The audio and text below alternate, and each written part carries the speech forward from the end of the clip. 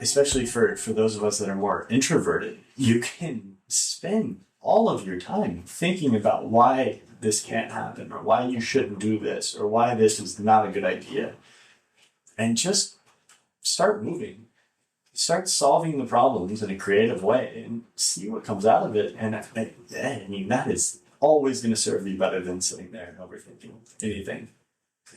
Well, one thing I think Werner and Robert would say, and Robert said it in the podcast, I think when he was relating to having to exercise because he kept having back issues, and saying to himself, I'm not an athlete, I don't like working out, all that stuff. He said, "You're your own worst enemy." And this isn't like some profound realization. Every time I think about when I don't have the conditions aren't met, or I can't film this intro because I don't have the right thing, or all this bullshit. Yeah, you're just your own worst enemy. Yeah, you're just hurting yourself. And I think Werner would say that in a heartbeat.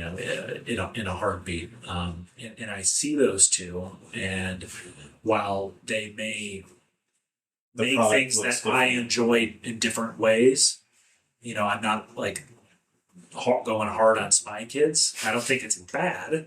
But it's just, I'm going to watch a bunch of people drag a boat over a mountain, or a guy get eaten by a grizzly bear. Spoiler alert.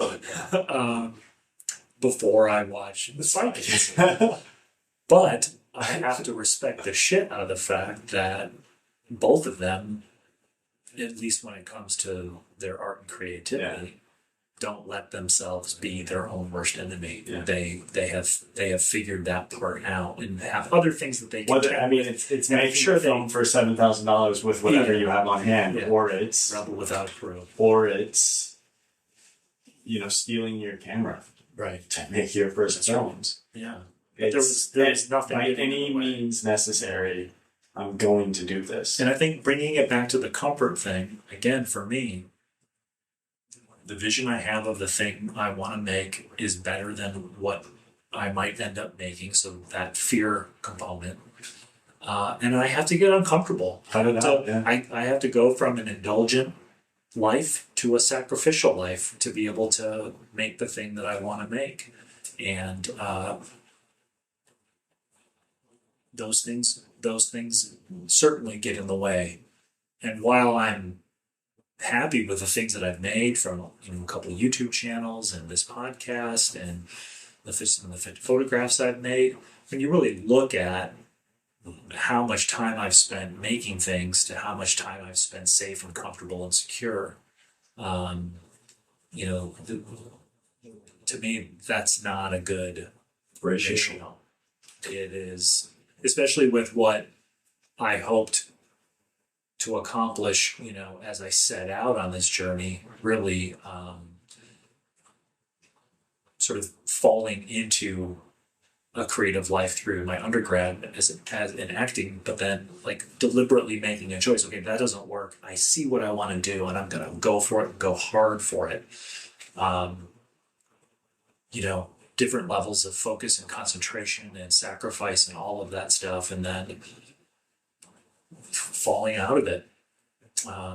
Certainly peaks and valleys, but often the valleys are much longer and much more sustained than the time where I'm in a place of discomfort, sacrifice, surrender, all of that to like making something.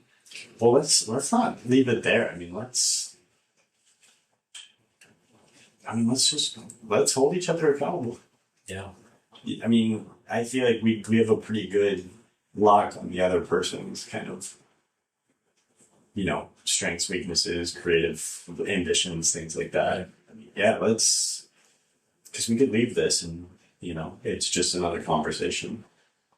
But yeah, and we have a community out there that's listening to this too. Like,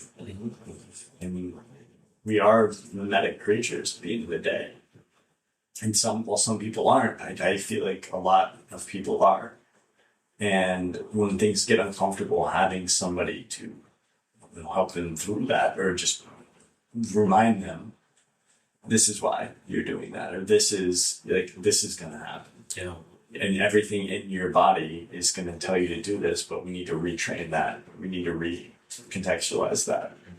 And yeah, so I don't know what that looks like, but in the spirit of, just jump in and start solving the creative problems just as they come up. Let's just hold each other accountable and figure out.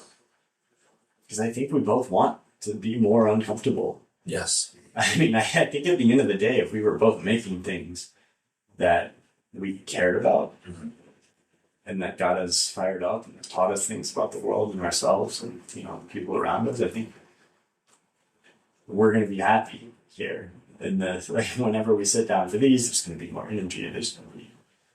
That's all we really are craving. So let's hold each other. I mean, don't know what that looks like, but No. let's make an effort to figure it out. It had been a golden afternoon, and I remember having the familiar conviction that life was beginning over again with the summer.